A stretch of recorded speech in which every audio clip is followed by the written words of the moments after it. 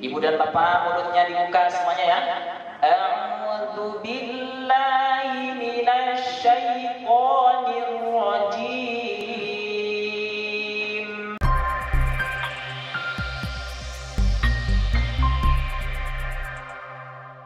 Assalamualaikum warahmatullahi wabarakatuh. Alhamdulillah wassalatu wassalamu ala Rasulillah amma ba'du. Bapak dan Ibu ahli surga yang saya hormati, alhamdulillah pada kajian duha ini kita bisa berkumpul kembali, kita bisa liqa kembali dalam kajian duha. Nah, insyaallah untuk pertemuan kajian duha hari ini kita akan sama-sama belajar tahsinul Quran. Apa Ibu dan Bapak? Tahsin. Nah, Bapak dan Ibu, sudah kita ketahui bersama bahwa tahsinul Quran itu belajar apa? Belajar Al-Quran. Belajar memperbagus bacaan. Belajar memperbaiki bacaan. Nah, Ibu dan Bapak sekalian, dalam tahsinul Quran ini tentu yang kita akan pelajari bersama muatannya lebih banyak praktek. Karena dalam istilah belajar Al-Quran itu ada tajwid, ada tahsin. Kalau tajwid, muatan materi yang dipelajari lebih banyak teori. Nah, kalau tahsin lebih banyak praktek.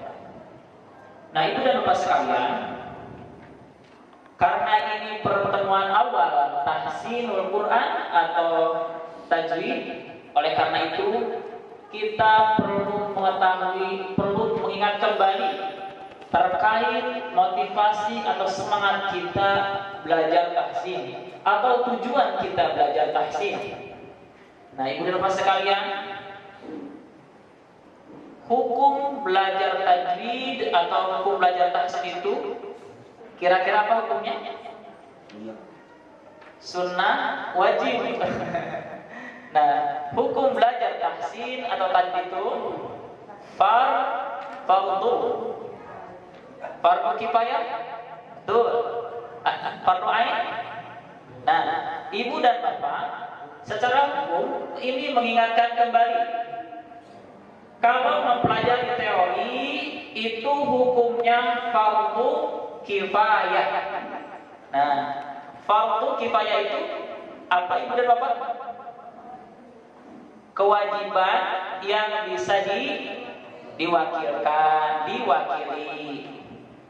Nah, sedangkan fardu ain itu kewajiban yang tidak bisa diwakili. Nah, hukum belajar teori tajwid itu fardu kifayah. Jadi kalau di sini dari semua staf ABS ada satu saja yang ahli teori tajwid, semuanya sudah terwakili, Ibu tidak dosa. Alhamdulillah. Tapi ada tapinya Ibu, bagi seseorang yang ada niatan ingin mengamalkan kembali ilmu Al-Quran, ilmu tajwid, itu hukumnya pindah yang asalnya fardu kifayah menjadi fardu ain. Berarti di sini siapa? Ustaz, musyrifah, guru, pengajar, ini statusnya jadi fardu ain walaupun belajar teori. Paham itu Ibu dan Bapak? Nah, kalau praktek itu sudah jelas. Kalau praktek itu hukumnya fardu ain, tidak bisa diwakili. Semua kaum muslimin wajib praktek membaca Al-Quran secara kaidah tajwid. Secara kaidah apa? Tajwid. Karena ini belajar tahsin Ibu dan Bapak, jadi pengucapannya harus benar. Tajwid. Belajar tajwid. Tahsin apa? Tahsin. Nah, Ibu dan Bapak sekalian, itu hukum belajar tahsin atau tajwid. Secara pengertian, tajwid dan tahsin sama. Ilmu yang mempelajari tata cara membaca Al-Quran dengan baik dan benar sebagaimana bacaan Rasul ketika baca Al-Quran. dari surah Al-Fatihah sampai surah An-Nas. Bedanya tadi tahsin muatannya lebih banyak praktek, tajwid muatannya lebih banyak teori. Nah, Ibu dan Bapak, selanjutnya metode yang akan kita pelajari bersama yaitu metode at-tashil. Metode apa? At-tashil. At-tashil ini artinya mudah. Apakah nanti dalam proses belajar mudah? Insya Allah mudah-mudahan jadi doa Ibu dan Bapak yang metode at-tashil ini sedang disusun oleh Bapak Uci Tarmana.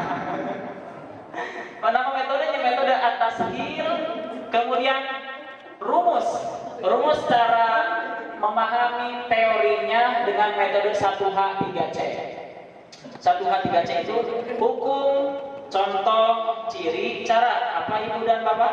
Hukum, ciri, cara. Alhamdulillah, suaranya keras.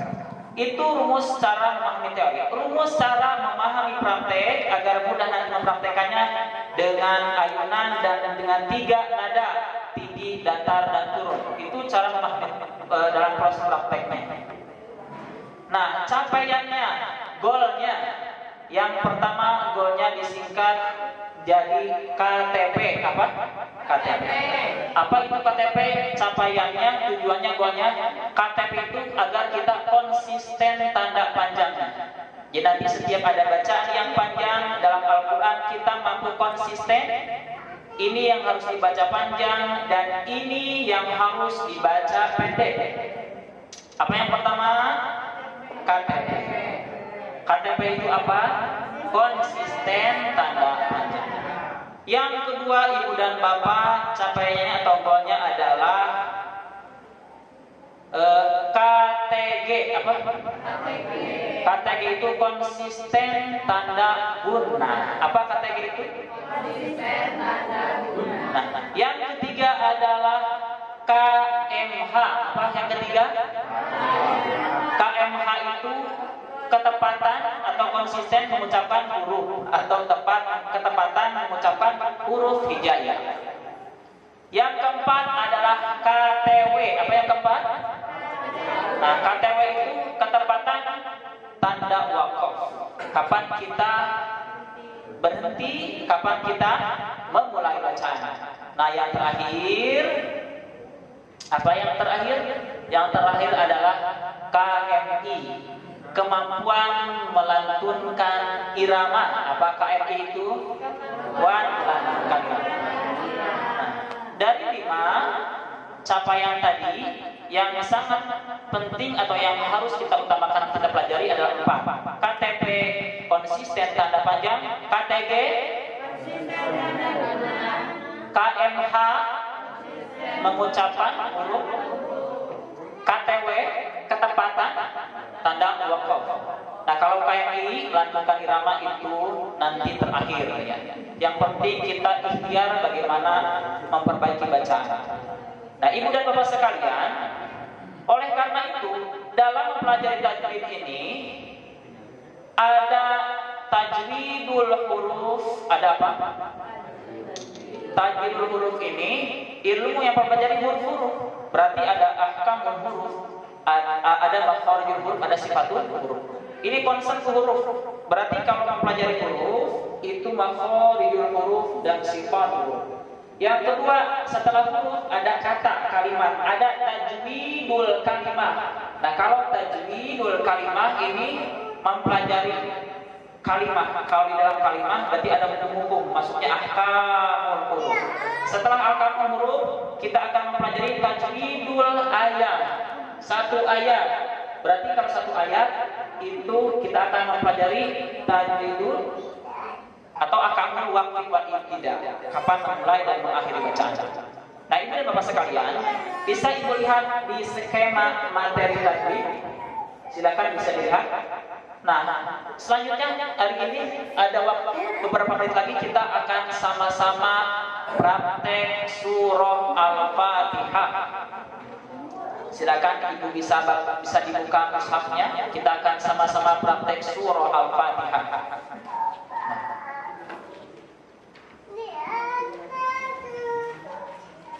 Ibu dan Bapak sekalian, Saya akan mengawali, kemudian ibu dan bapak seperti biasa mengikuti bacaan. Nanti kita akan sama-sama perbaiki bacaannya per huruf, per kalimat, dan per ayat. Tentu dalam waktu yang sesingkat-singkatnya, ya Bapak ya.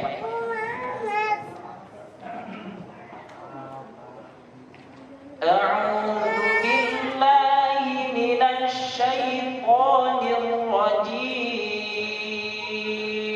Silahkan. A'udzu billahi minasy syaithanir rajim.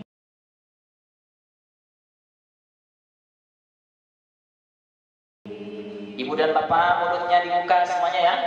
A'udzu billahi minasy syaithanir rajim. Diulang. A'udzu billahi minasy syaithanir rajim. Bismillahirrahmanirrahim.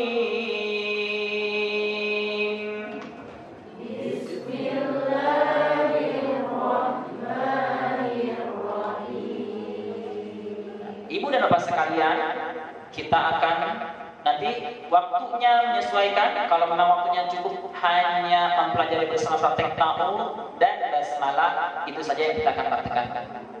A'udzu. Nah, ibu dan bapak, di a'udzu di sini ada huruf awal yang hampir sama dalam proses pengucapan, padahal ini berbeda antara a dan a. Antara apa ibu dan bapak? A dan a. A dan a. A'udzu. Bagaimana? A'udzu. Nah, ibu kalau mengucapkan ada u itu agak mengambil. A'udzu. A'udzu. A'udzu. Di u itu 2 harokat ibu. Kalau terlalu panjang a'udzu itu keliru. Tapi cukup di ayun. Di apa ibu? Di ayun. A'udzu. A'udzu. Billahi. Billahi. Billahi. Billahi. Di billahi di lamnya ada tasdid jadi dinabroh, ditekan. Billahi. Billahi. Di hi-nya harus jelas hi. Hi itu dari tenggorokan hi. Bukan dari darah, bukan dari hi, bukan. Billahi. Billahi. Hi. Terus hi itu tidak boleh apa namanya? Kalau istilah Sunda itu cara membacanya selain kata lain tidak jelas, tapi apa namanya? Jadi bukan. Jadi cara baca itu diantar. Jadi begini. Billahi itu tidak jelas. Jadi hi itu harus jelas hi. Bukan billahi, billahi, tapi harus jelas hi-nya. Billahi apa? Billahi minasyaitoni. Minasyaitoni. Nah, di sya juga ada tasydid sama di namroh ditekan minasyaitoni. Diulang. Minasyaitoni. Nah, kemudian po, ibu dan bapak, po itu ujung lidah dengan po itu ujung lidah dengan gigi, ya. Po. Kemudian cara mengucapkan po itu tidak boleh ada hamas atau desisan nafas. Po. Minasyaitoni. Diulang ibu dan bapak. Jadi tidak boleh mengucapkan huruf ta itu minasyaiton, tapi tidak boleh ada desisan nafas. Syaiton. Dari huruf ini ada 3 huruf ta, po, dan da dari situ itu. Po. Kemudian yang kalimat terakhir al-rajim. Diulang. Di ro juga sama ada tasdid. Ar-rajim. Di ro-nya ini tebal. Kalau menurut orang Sunda cara mengucapkan huruf ro itu kedah rada cadel sekali. Ar-Rajim. Diulang Ibu dan Bapak. Kemudian terakhir jim juga sama, tidak boleh ada desisa nafas. Jim, ja dari tengah lidah Ibu dan Bapak, maaf ya. Dari sini. Jim. Ar-Rajim. Terakhir huruf mim itu memiliki sifat tawassul, harus mengalir sedikit. Ar-Rajim. Ulang. Ar-Rajim. Nah, ujungnya harus Ar-Rajim. Ar-Rajim. Jim. Nah, alhamdulillah. Itu ta'awud ya Ibu dan Bapak. Ibu dan Bapak, mohon maaf ini kalau dalam proses prakteknya kita belajar dari awal untuk membantu, barangkali ada di antara Ibu dan Bapak yang perlu diingatkan kembali materinya atau prakteknya dari yang dasar-dasar ya Ibu dan Bapak. Ingat. Kemudian satu kalimat lagi kita akan belajar bismillah. Bismillahirrahmanirrahim. Silakan. Bismillahirrahmanirrahim. Nah, dalam pengucapan bismillah ini sering kita temui kekeliruan. Yang pertama iroh kurang dinabrokan, kemudian di akhir mim yang sukun, dan yang ketiga terlalu menggetarkan huruf rohnya. Jadi keliru kalau tapi tebal roh, irrahmanirrahim. Kemudian kurang sempurnanya mengeluarkan huruf ha dari tengah tenggorokan ha. Kita ulang satu kali lagi. Bismillahirrahmanirrahim. Silakan. Bismillahirrahmanirrahim. Diayun sekali lagi. Bismillahirrahmanirrahim. Bismillahirrahmanirrahim. Ibu dan Bapak sekalian, untuk pertemuan tahsin kali ini mungkin dicukupkan sekian hari ini. Jadi kita hanya belajar sama-sama apa? Ta'awud dan basmalah. Apa Bu? Ta'awud dan basmalah. Nah, alhamdulillah pertemuan atau kajian duha tahsin Quran pada kesempatan yang berbahagia ini sudah kita lalui bersama-sama. Mari kita tunggu pertemuan kali ini dengan membaca shadaqallah dan hamdalah dan doa kifaratul majlis bersama-sama. Shadaqallahul azim. Alhamdulillahirabbil alamin. Subhanakallahumma wa bihamdik asyhadu an la ilaha illa anta asyhadu wa atubu ilaik. Wassalamualaikum warahmatullahi wabarakatuh.